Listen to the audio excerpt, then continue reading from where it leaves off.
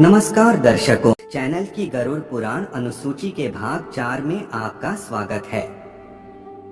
हमारे पिछले भाग यानी भाग 3 में आपने जाना कि 13वीं के बाद कैसे जीवात्मा यमलोक के लिए प्रस्थान करती है तथा मार्ग में उसे किस प्रकार की यातनाएं व पीड़ा दी जाती है। अर्थात यमलोक के मार्ग में आने वाले 16 नगरों में से 8 नगर भी हमने आपको बताए थे। आज इस प्रस्तुति में हम शेष 8 नगरों और महावैतरणी नदी का वर्णन करेंगे। कृपया वीडियो को शेयर करें व चैनल को सब्सक्राइब अवश्य करें। अधिक समय न लेते हुए आरंभ करते हैं।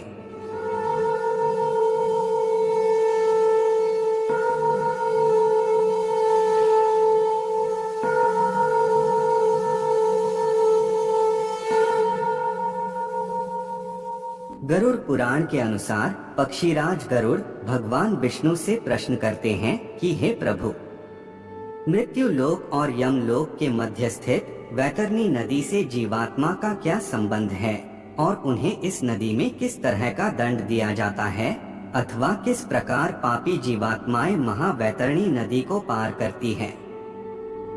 फिर भगवान विष्णु ने कहा कि 5 मास और 15 दिन हो जाने पर यमदूतों के द्वारा पीड़ित वह प्रेत उसी विचित्र भवन में उस माह के श्राद्ध पिंड का उपभोग करता है।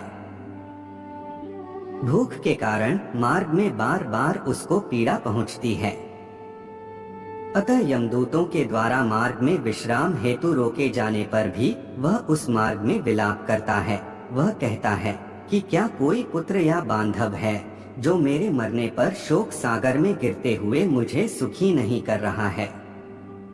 इसी समय वहां पर उसके सामने हजारों मल्लाह आते हैं और कहते हैं कि 100 योजन विस्तृत मवाद और रक्त से पूर्ण नाना प्रकार की मछलियों और मगरमच्छों से व्याप्त महावैतरणी नदी को पार करने की इच्छा करने वाले तुम्हें हम लोग सुख पूर्वक नदी पार कराएंगे, किंतु यदि उस मृत्यु लोक में तुम्हारे द्वारा गोदान दिया गया है तभी तुम इस नाव से पार जा सकोगे।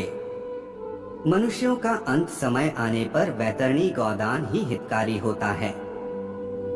अगर महावैतरणी नदी को पार करना है तो विद्वान व नित्य धर्म में रहने वाले ब्राह्मण को गोदान करना चाहिए। गोदान पापी के समस्त पापों को विनष्ट करके उसे सुख पूर्वक विष्णुलोक ले जाता है। जिसने वैतरणी दान नहीं किया है वह प्रेत उसी नदी में जाकर डूबने लगता है।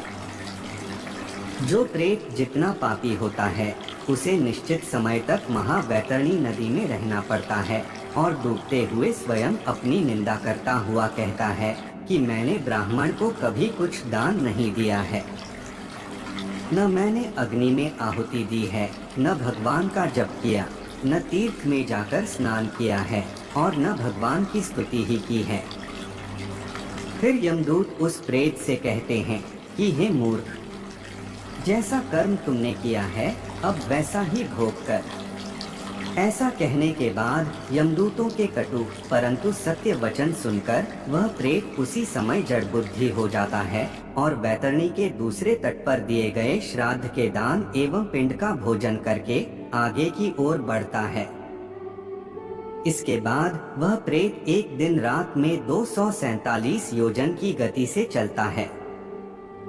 7वां मास आने पर वह बहवापद नामक पुर में पहुंचता है।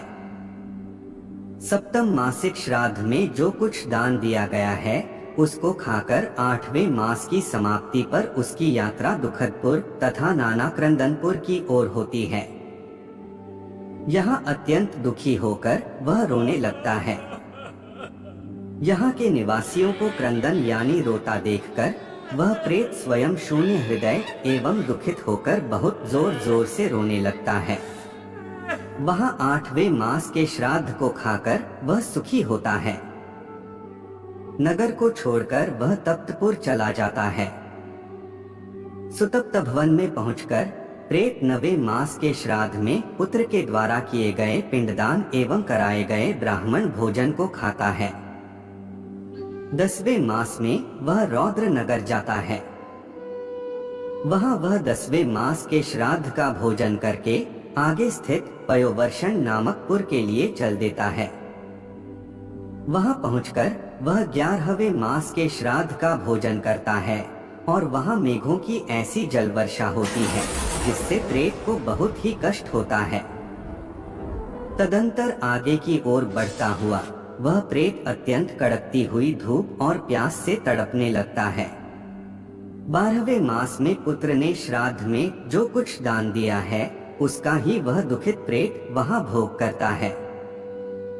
इसके बाद वर्ष समाप्ति के कुछ दिन शेष रहने पर अथवा 11 मास 15 दिन बीत जाने पर वह शीताढ़पुर जाता है जहां प्राणियों को अत्यंत कष्ट देने वाली ठंड पड़ती है।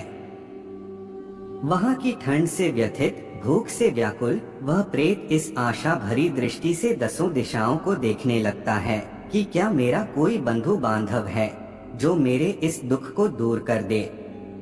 उस समय यमदूत उस प्रेत से कहते हैं कि तेरा पुण्य वैसा कहाँ है जो कोई इस कष्ट में तेरी सहायता कर सके।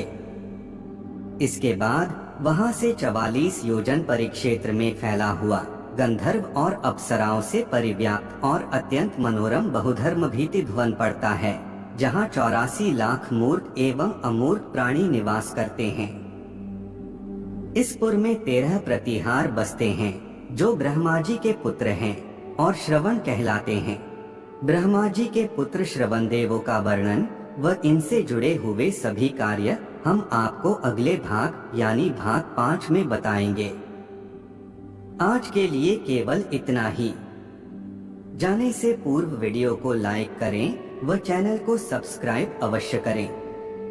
तब तक के लिए जय जय श्री राम।